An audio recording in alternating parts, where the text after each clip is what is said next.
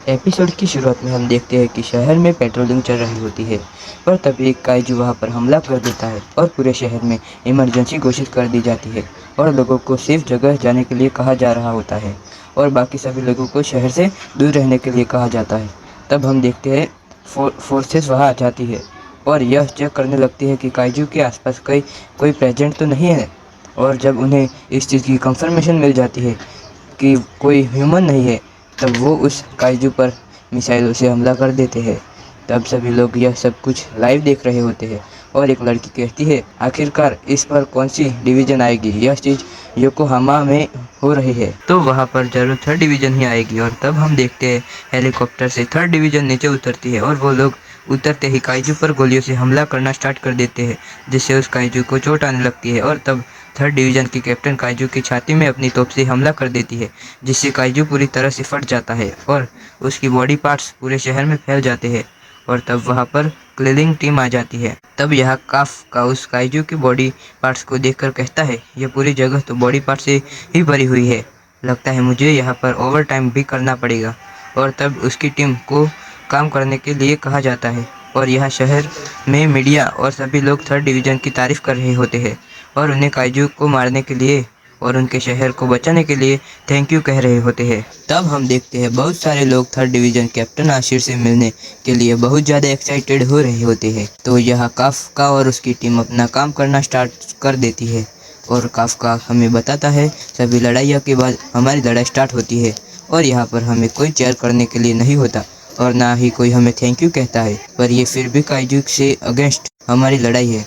तभी एक ड्रोन उसके पास सैंपल लेने के लिए आता है और तब वो उसे सैंपल दे देता है और अपने साथी से कहता है, मैं इसे यहाँ से नहीं काट पा रहा हूँ, तो इसलिए मुझे फेट जेमिंग कटर ला कर दो। और तब वो देखता है उसका एक साथी एक ऑर्गन को लिफ्ट करने लगता है। तब काफका उसे लिफ्ट करने के लिए मना करने लगता है, पर हम देखते हैं तब तक बहुत ज़्यादा देर हो चुकी होती है और वो ऑर्गन फट जाता है, जिससे गरम गरम खून उसके ऊपर गिरता है और उस पर्सन की स्किन थोड़ी सी जल जाती है। तब काफका उसके पास जाता है और उस पर दवाई लगा कर कहता है, चिंता मत करो, कभी कभी कभार ऐसा होता रहता है और हाँ, इसके लिए वर्कर कंपनसेशन जरूर मांग लेना। जब भी थर्ड डिवीज़न काम करती है तो चीज़ें सच में बहुत ज़्यादा बिगड़ जाती है और यह बताना बहुत मुश्किल हो जाता है कि कौन से ऑर्गन्स है और कौन से नहीं। पर मुझे यकीन नहीं आ रहा है कि वो चाहते हैं कि हम इसे एक हफ्ते में हटा दे। तभी उसका एक साथी वहाँ जाता है और कहता है, काफका तुम्हारे लिए एक नई जॉब है, तुम्हें इंटेस्टाइन के पास जाना होगा। जिसे सुनकर वो बहुत ज़्यादा डर जाता है और वहाँ से भागने लगता है। तब उसका साथी इसे बात के लिए ज़ोर ज़ोर से हंसने लगता है और एक पर्सन उसे पकड़कर कहता है, तुम्हें साथ चलना ही होगा और वैसे भी मैंने मैनेजमेंट से परमिशन मांग ली है। तब एक पर्सन कहता है, मैंने सुना है कि इंटेस्टाइन की जॉब बहुत ज़्यादा मुश्किल होती है, क्या यह सच है? जरा ध्यान से सोचो, आखिरकार उनमें होगा क्या, फिर मुझे बताना कि वो मुश्किल है या नहीं। तब यह काफका सोचता है, आखिरकार क्यों हमेशा मुझे ही इस ड्यूटी पर भेज दिया जाता है। और तब उसे उल्टी आने लगती है और हम देखते हैं वो उस काइजू की पॉटी को साफ करने लगता है। तभी यह रात को काफका कहता है, मैं पूरी तरह से थक चुका हूँ, अब मुझे अभी भी उस चीज़ की स्मेल आ रही है। तो यह न्यूज़ में थर्ड डिवीज़न कैप्टन आशर के बारे में बताया जा रहा होता है और उसमें न्यूज़ एंकर कहती है कि कैप्टन आशिर भी सिर्फ 27 सालों की है, पर उसने इतने उम्र में भी 100 से भी ज़्यादा काइजू को मार डाला है। और तब काफका अपने बचपन याद करने लगता है, जिसमें उसने आशिर को कहा होता है कि वो दोनों मिलकर सारे काइजू से को ख़त्म कर देंगे।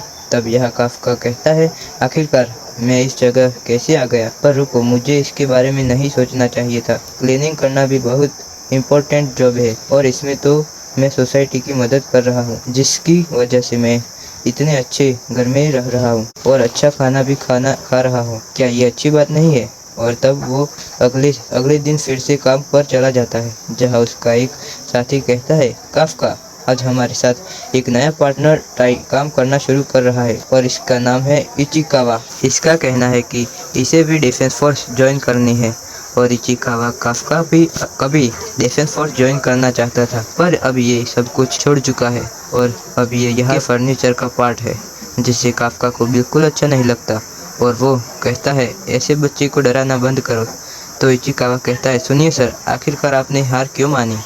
मैंने बहुत ज़्यादा कोशिश की, पर जैसे कि तुम्हें पता ही है कि तुम चाहे जितने मर्जी अच्छे हो, पर कोई ना कोई तुमसे अच्छा ज़रूर होगा। तुम यह भी कह सकते हो कि मैं यह जान चुका था कि मैं इस लिमिट से आगे नहीं बढ़ पाऊंगा। जब तुम बड़े हो जाओगे तब तुम्हें इस बात का एहसास हो जाएगा। ऐसा कुछ नहीं होने वाला, क्योंकि मैं कभी हार नहीं मानूंगा।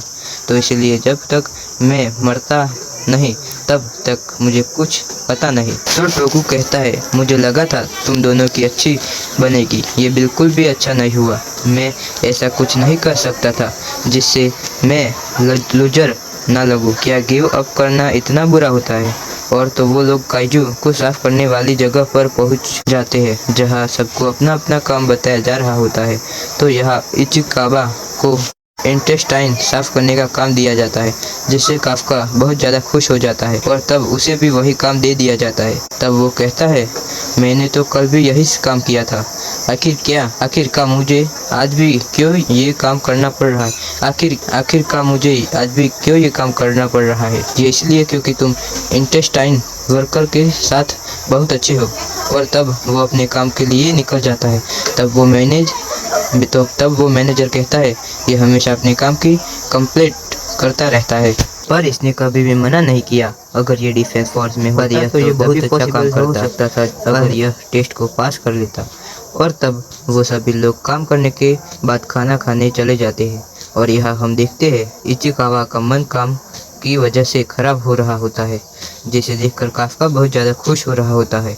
और तब उसका भी मन खराब होने लगता है। और तब वो इचिकावा से कहता है, क्या तुम अपने साथ लंच लाए हो?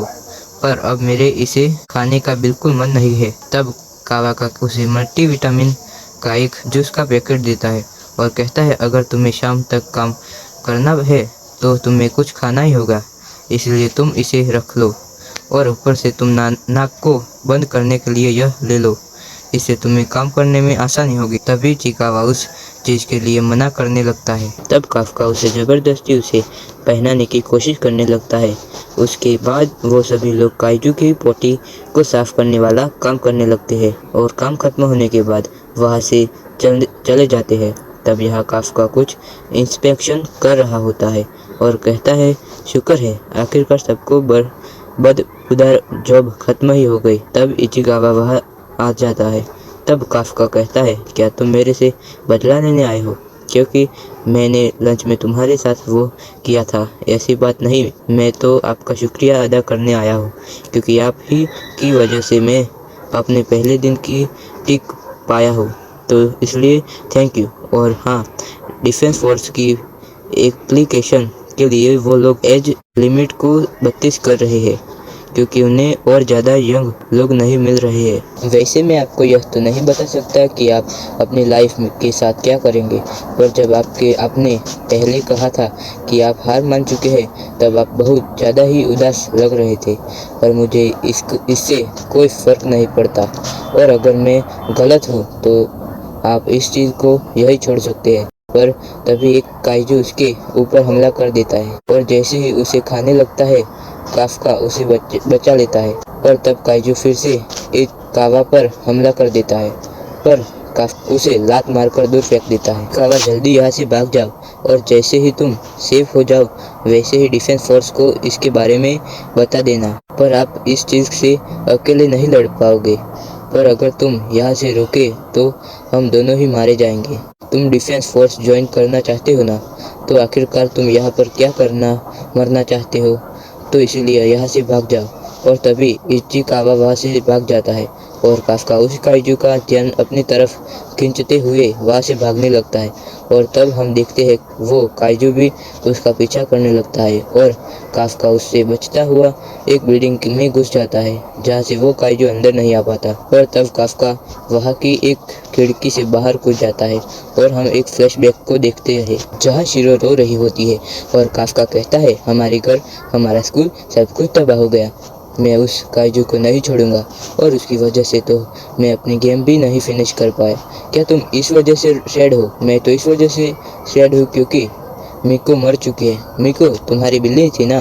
और तब वो दोनों ही अपने शहर को देखने लगते हैं और एक साथ डिफेंस फोर्स ज्वाइन करने की बात करते हैं। तब काफ्का कहता है, ठीक है, तो चलो देखते हैं कि कौन सबसे कूल डिफेंस फोर्स ऑफिसर बनता है। तो चलो फिर मिलकर काइजू को हराते हैं। तो यहाँ काफ्का उस काइजू से बचते हुए सोचता है कि जो हमने वादा किया था वो इस तरह नहीं था। और तभी हम देखते हैं वे काइजू बिल्डिंग तोड़ के उसके पीछे आ जाता है और काफ्का लड़ने के लिए तैयार हो जाता है और सोचता है, मैं इस काइजू से नहीं डरता हूँ, तो मुझे इसकी लातों पर हमला करना चाहिए। तब वो काइजू उसे उड़ा देता है और उसकी टांग तोड़ देता है। तब काफ्का वहाँ से भागने की कोशिश करने लगता है पर वो वहाँ से हिल नहीं पा रहा। तभी वो काइजू उसे खाने लगता है पर हम देखते हैं कि इचिकावा उसे काइजू के मुंह पर एक लात मार देता है जिससे काफ्का बच जाता है। तब काफ्का कहता है, क्या तुम पागल हो? आखिर तुम यहाँ पर क्या कर रहे हो? मैंने उन्हें बुला लिया है और अगर मैं आपको यहाँ पर मरने के लिए छोड़ जाता तो मैं कभी भी डिफेंस फोर्स में नहीं जा पाता। तब काफ्का को अपना रिजल्ट याद आता है जिसमें वो डिफेंस फोर्स में सिलेक्ट नहीं हुआ होता। तब वो सोचता है, आखिरकार ऐसा क्यों हो रहा है? मैं इसके सामने कितना पावरलेस हूँ। अब तक कुछ नहीं बदला, मैं कुछ भी प्रोटेक्ट नहीं कर पाया, ना ही मेरी गेम, ना ही मेरी फ्रेंड की कैट, और ना ही मैं अब इस बच्चे को बचा पा रहा हूँ। और तब वो काइजू जैसे ही उन पर हमला करने लगता है तब हम देखते हैं एक टाइगर उसका हाथ पकड़ लेता है और आशिर उस काइजू को उड़ा देती है और कहती है, टारगेट मर चुका है और यहाँ पर हमारे पास कुछ लोग जख्मी है, तो इसलिए इन इगराशी और टाका रागी इन लोगों को ध्यान रखो और बाकी सभी लोग मेरे साथ चलो। हमें इस एरिया को चेक करना होगा और यह देखना होगा कि कोई और बच तो नहीं गया है। और तब उन लोगों को यहाँ हॉस्पिटल में भर्ती कर दिया जाता है, जहाँ काफ्का सोचता है, आशिरो कितनी कमाल की है, उसने एक ही बारी में उन काइजू को हरा दिया और उसने तो मुझे काफ़ी पीछे छोड़ दिया है। तो इशिकावा कहता है, सर जब वो काइजू अपीयर हुआ और आपने मुझे भागने के लिए कहा तो आपने वहाँ पर बिल्कुल सही डिसीजन लिया, क्योंकि अगर आप वहाँ पर ना होते तो मैं आज यहाँ पर जिंदा ना होता। आप सच में बहुत ज़्यादा कूल हो, आपको सच में डिफेंस फोर्स ज्वाइन करनी चाहिए। और हाँ, यह बिल्कुल आपके ऊपर डिपेंड करता है, मुझे इससे कोई फ़र्क नहीं पड़ता। तब इसे सुनकर काफ्का को अपना और आशिरा का वादा याद आने लगता है और वो सोचता है, ये बिल्कुल सही कह रहा है, मैं हमेशा चीज़ों से भागता नहीं रह सकता। थैंक यू काबा, तुम सच में बहुत अच्छे इंसान हो। मुझे लगता है कि हार मानने में कोई गलत बात नहीं है, पर खुद से झूठ बोलना बिल्कुल अच्छी बात नहीं है। तो इसलिए मैं डिफेंस फोर्स में जाने का ट्राई करूँगा और ज़रूर करूँगा। और तभी उसे उसके सामने एक काइजू दिखता है और वो कहता है, आखिरकार मैंने तुम्हें ढूंढ लिया। और जैसे ही काफ्का उसे देखकर चीखने लगता है वैसे ही वो काइजू उसके अंदर चला जाता है और हम देखते हैं उसके अंदर रिएक्शन स्टार्ट हो जाता है। तब इचिकावा जैसे ही उसकी आवाज़ सुनकर उसका पर्दा हटाता है तब वो उसे देखकर पूरी तरह से शॉक हो जाता है। और तब जैसे ही काफ्का भी अपने रिफ्लेक्शन देखता है तब वो दोनों पूरी तरह से शॉक हो जाते हैं। तब काफ्का इचिकावा को अपने बारे में समझाने लगता है और तब हम देखते हैं एक बूढ़ा आदमी काफ्का को काइजू समझ लेता है और उसके बारे में रिपोर्ट कर देता है। तभी इचिकावा कहता है, इसने आपके बारे में रिपोर्ट कर दी है, जल्दी से यहाँ से भाग जाओ। तब हमें एक फ्लैशबैक दिखाया जाता है जहाँ काफ्का आशिर से कहता है, अगर तुम कभी भी काइजू के सामने जाओ तो सबसे पहले उसकी टांगों पर वार करना ताकि वो वहाँ से हिल भी ना पाए। मुझे थोड़ा सा डर लग रहा है, काइजू तो सच में मुझसे कितने ज़्यादा बड़े होंगे। चिंता मत करो, क्योंकि जब भी तुम्हें डर लगेगा तब तुम हमेशा मुझे अपने पास पाओगी। तो यह आशिरा सोचती है, तुम झूठे हो। और तब उसे फ़ोन आ जाता है जिसमें उसे बताया जाता है कि एक हॉस्पिटल में एक काइजू को देखा गया है। तब वो कहती है, चिंता मत कीजिए, मैं अपनी टीम को लेकर जल्दी वहाँ आ रही हूँ और हम उसे मार डालेंगे। और इसी के साथ एपिसोड ख़त्म हो जाता है। अब गाइस, अगर आपने ये वाला एपिसोड अच्छा लगा तो उसे लाइक ज़रूर करना, और अगर आप चाहते हो कि हम इसे एनिमे को कंटिन्यू करें तो मुझे कमेंट कर देना।